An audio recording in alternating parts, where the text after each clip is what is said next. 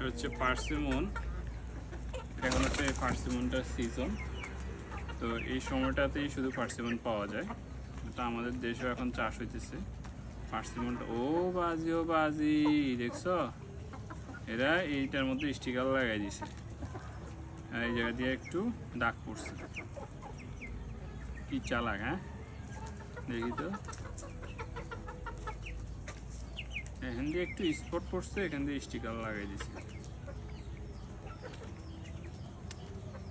হচ্ছে পার্সিমন আমি খুবই পছন্দ করি।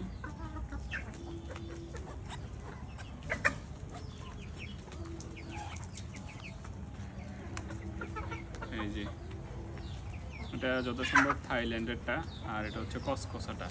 এটা একটা সময় হচ্ছে নরম হয়ে যায় এই পার্সিমনটা, আর অনেক দিন থাকে। আরেকটা হচ্ছে নরম জাত।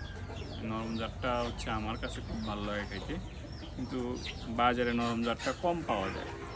কারণ হচ্ছে ওই যে এটা বেশি দিন রাখতে পারে না, ওরা সেল করতে পারে না। এটার দাম হচ্ছে 850 টাকা করে। এই ফলটা খুবই মিষ্টি, খেতে খুবই মিষ্টি।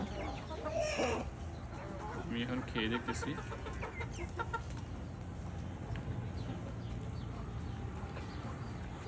এটা 3-4 দিন ছিল তো একটু নরম হয়ে গেছে, খুবই ভালো লাগতেছে এবং খুবই মিষ্টি।